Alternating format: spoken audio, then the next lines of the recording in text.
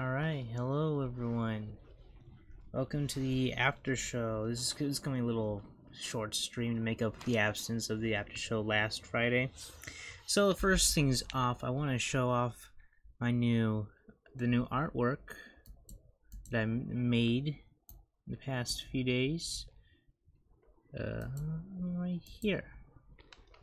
So yeah, this turned out pretty well. Got Spankles, got me, you got Billy Chumpes, you got Balazar, and you got Aaron, the Dungeon Master, and then you got Eltap the Demon. Yeah, pretty soon I'm gonna have to I got my eagle right here. Yeah, pretty soon we're gonna have to update this since we're gonna have a new member joining. So, yeah, stay tuned for that. So, yeah, to start off with the after show, just a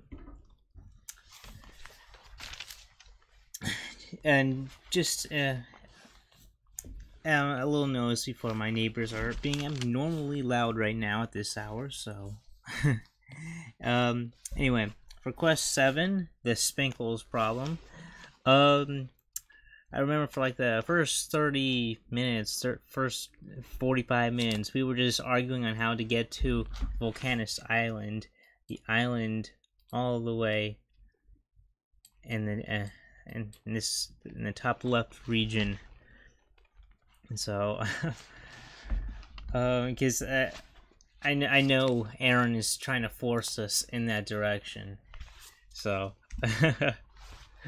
Yeah, because Kingdom Moldova is full of orcs who hate humans and all that, so it's a very dangerous area. And so we were arguing whether to go along the coast or on a boat around the region, or to go right into the forest and around Moldova.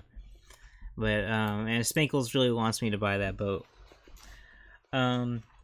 And so we and once we decided to be productive, we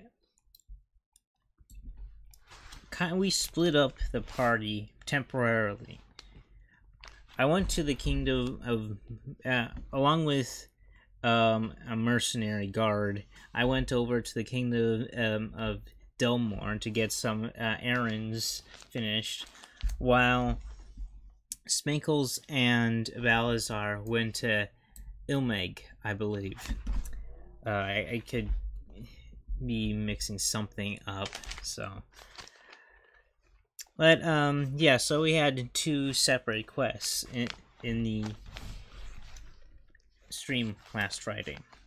So, starting with my quest, apparently there were cultists in the town of Delmore, and so when the mercenary and I were staying at in for the night, they showed up in my bedroom, and they were getting ready to attack, and I used Sanctuary, and and so they couldn't hit me. But they blocked the door, and they were acting like freaking jerks, and they weren't letting me pass. And they were like, "Oh, Sanctuary doesn't last forever, you know." And so, I had to I trade some information to get out of that situation. I said that they were after they're cultists of Eltab, and so they're after Spankles, because Spankles has the mark of Eltab on his chest. And so I told them that I misled them, I tricked them, since I follow the gnome god Glittergold. I said that that Spankles was around Ratmore, and so that'll give me enough time to notify Spankles of the situation and deal with it. So, that was that. Then I arrived in the castle of Delmore, and I met the first thing I did was I went to the church of Glittergold, and I met with the head paladin of the church. Went there for two reasons. One, to help out Spankles with that vampire orc girl that he met all the way back down in Solto. And so, the reason why I kind of, not really cringe, I mean, more like disappointment, like, when he tried to, not like associate, but when he tried to interact with that vampire, he was quite tame on his, personality, let's just say. He wasn't really outgoing. He was quite reserved in that conversation. Anyway, yeah, so I went there to get some paladin blood, which would create the cure. But and so the thing was splitting up the party. Spankles and Balazar couldn't get near that church or even in the kingdom because it's just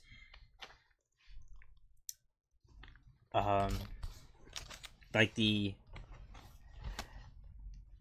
righteous I don't want to say aroma, but the power is just emanating from the whole kingdom, and I guess it's just painful for them to just enter, or it just wouldn't feel right, since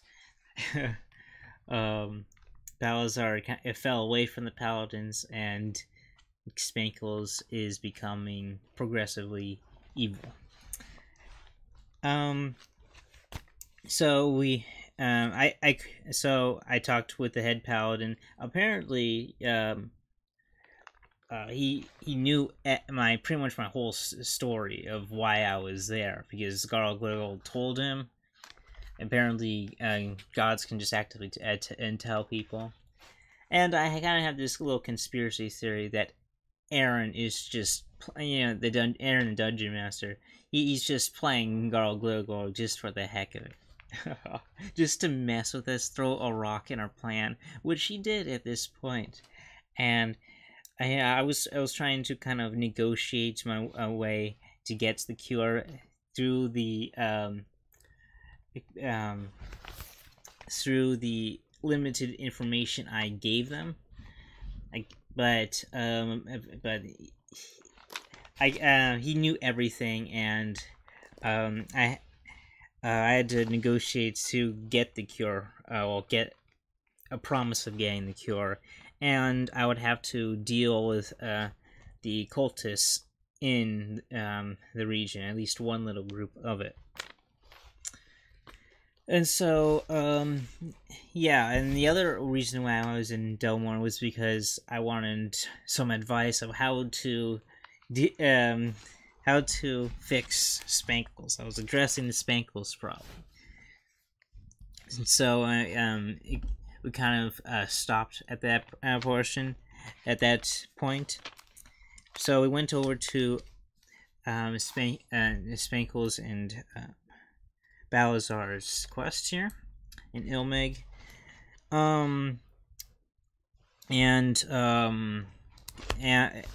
so it was Spankles, Balazar, and the elf guy that I can never remember his name, but he helped out with killing the Hydra, and they were assisting Ilmeg because they were being attacked by a whole bunch of kobolds that live in this forest. It's like a kobold horde, and so they were trying to hold down the fort. Balazar was putting gas around and everything, and so they lit their trap and lit a whole bunch of kobolds on fire. And Spankles, he finally got his wish of raising the dead into an army, but of course it didn't go right, and he raised the dead kobolds into a giant kobold monster but he failed. And so instead of being like an army, it mutated into one giant one. And then he failed to control that. He was actually trying to just run away. Once he saw like it was a giant kobold and it was like under his power, he's like, okay, let's go to the wizard's island, to do his little quest. So I mean, he was kind of he was almost planning to ditch the party, which is quite interesting. And he eventually had to despawn it as because it was starting to attack his own side, his allies Balazar and the castle. And after that they were left with like a few kobolds. And here's the crazy part: so they were defenseless and everything. They surrendered, but Spankles, I think it was Balazar who used his dagger of humiliation on one of the kobolds, and it informs Spankles that the schlong of the defenseless kobold was longer than his.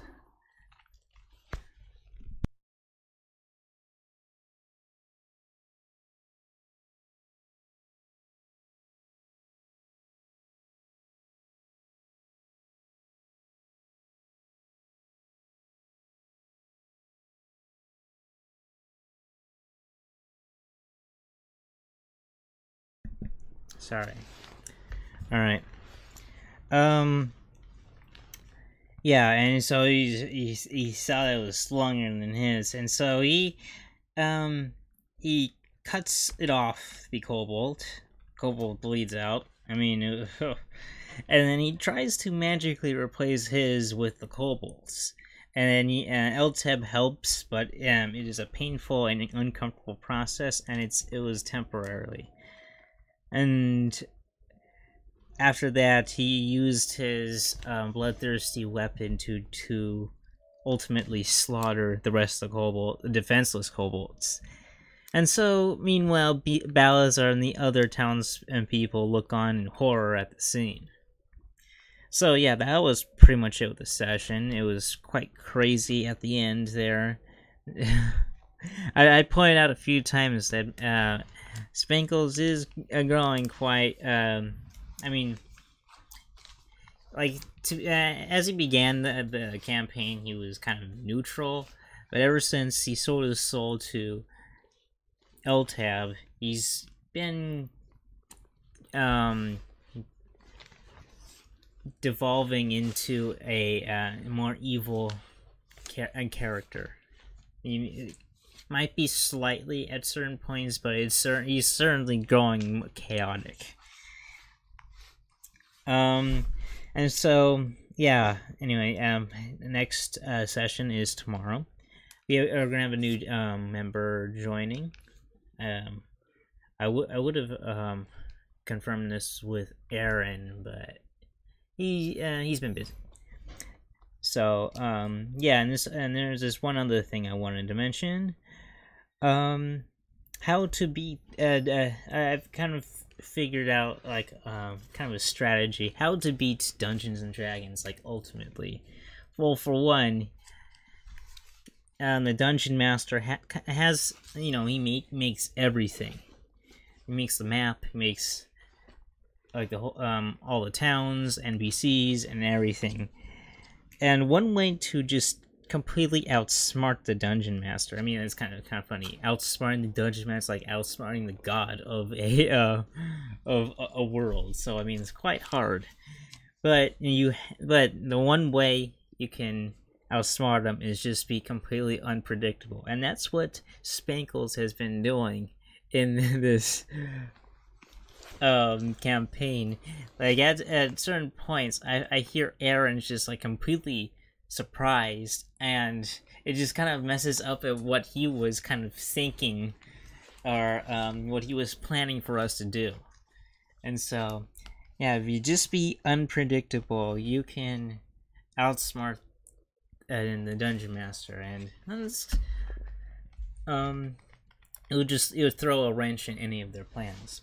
Anyway, and that's pretty much all for this stream. Went on for 15 minutes. Ooh, okay. Anyway, see you guys tomorrow.